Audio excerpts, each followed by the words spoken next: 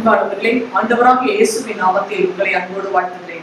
ஆண்டவர் மனுஷங்களை படைச்ச அவருடைய நோக்கம் எது அப்படின்னா, மனுஷங்க எல்லாருமே என்ன பண்ணணும், சந்தோஷமா இருக்கணும், மகிழ்ச்சியா இருக்கணும் அப்படின்னு சொல்லிட்டான்.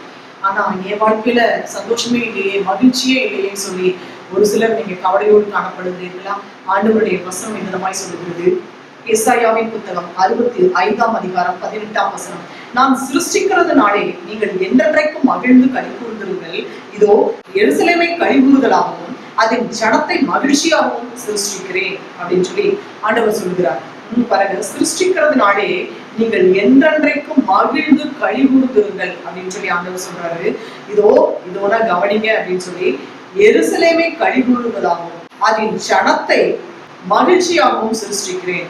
ஆண்டவர் என்ன சொல்றாரு, நீங்க சந்தோஷமா இருங்க. எருசலேம் அப்படின்னா மகாராஜாவின் நகரம். அப்போ நீங்க ஆண்டவருடைய ஜனங்களாகி நீங்கள் எப்பவுமே என்ன பண்ணணும், களி கூர்ந்து இருங்கள், மகிழ்ச்சியா இருங்கள் அப்படின்னு சொல்லிதான் ஆண்டவர் சொல்லுகிறார்.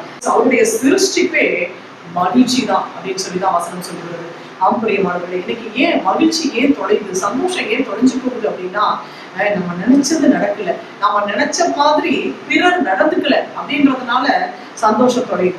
அதனால மற்றவர்கள் நாம நினைச்சபடிதான் மற்றவர்கள் நடக்கணும்னு சொல்லி என்ன பண்றாங்க அப்படின்னா, ஐயோ அப்படி பண்றாங்க, இவங்க இப்படி இருக்காங்க அப்படின்னு சொல்லி நம்மளுடைய நடத்திப்புக்கு அவங்க அடுத்தவங்க இல்லைங்கிறதுனால என்ன பண்றாங்க, அந்த மகிழ்ச்சி குறைந்து போகுது, வருத்தப்படுறாங்க, வேதனைப்படுறாங்க.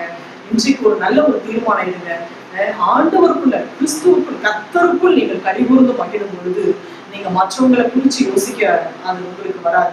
மற்றவங்களை குறித்து யோசிக்க மாட்டேங்குது. அவங்க ஏன் இப்படி, இவங்க ஏன் இப்படி, யார் அப்படின்னு சொல்லி பார்த்தா உங்க நிம்மதி தான் தொலைஞ்சு போகும். யாரையும் பார்க்காதீங்க. ஆண்டவர் உங்களை எதுக்கு படைச்சார், ஆண்டவருக்கு உங்களை குறித்த நோக்கம் என்ன, நீங்க இந்த பூமியில பிறந்ததோட நோக்கம் என்ன, ஆண்டவருக்கு நீங்க என்ன செய்யணும், இதை மாத்திரம் நம்மளுடைய தரிசனம் இருக்கும் பொழுது நிச்சயமாக நம்மளுடைய மகிழ்ச்சி, நம்மளுடைய சந்தோஷம் அது நிலைத்திருக்கும், நீடித்திருக்கும்.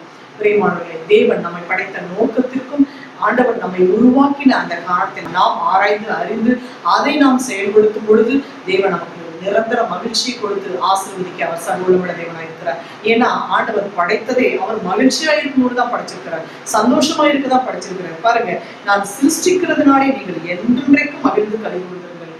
ஆண்டவருடைய சிருஷ்டிப்பே எப்படி இருக்கு அப்படின்னா, மகிழ்ந்து களி கூர்ந்திருக்கும்படிதான் அவருடைய சிருஷ்டிப்பு இருக்கிறது. பாருங்க, இதோ எருசலேமை களி கூறுதலாகவும் அதன் ஜனத்தை மகிழ்ச்சியாகவும் சிருஷ்டிக்கிறேன்.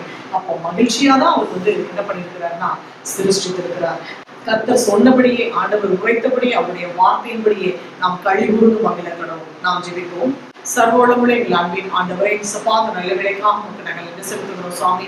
உடைய ஜனத்தை நீர் சிருஷ்டிக்கும் பொழுதே ஆண்டவரே, உடைய ஜனத்தை நீர் உருவாக்கும் பொழுதே ஆண்டவரே, மகிழ்ச்சியோடு களி கூறுதலோடும் இருக்க வேண்டும் என்று சொல்லி அப்படிப்பட்ட ஒரு எண்ணத்தோடு ஆண்டவரை நீர் படைத்திருக்கிறீர், உருவாக்கி இருக்கிறீர். உண்மை போலவே, தன்னை போலவே இருக்க வேண்டும் என்று சொல்லி ஆண்டவரே, உடைய ஜனத்தை நீர் ஆசீர்வதித்திருக்கிறீர், தகப்பனை உருவாக்கி இருக்கிறீர். கர்த்தாவே, அதை நாங்கள் மறந்து போய் விடாதபடிக்கு தகப்பனை நீர் எங்களுக்காக மகிழ்ச்சியை வைத்திருக்கிறீர், மகிழ்ச்சியை நீர் கொடுத்திருக்கிறீர். ஆண்டவரை களி கூறுதலை தந்திருக்கிறேன்.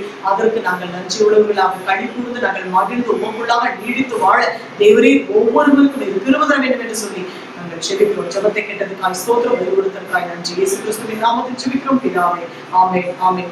பிரியமானவர்களே, கிறிஸ்துவுக்குள்ளாக நீங்கள் களி கூர்ந்து மகிழ்ந்திருங்கள். கர்த்தர் உங்களை அப்படித்தான் சிருஷ்டித்திருக்கிறார். God bless you.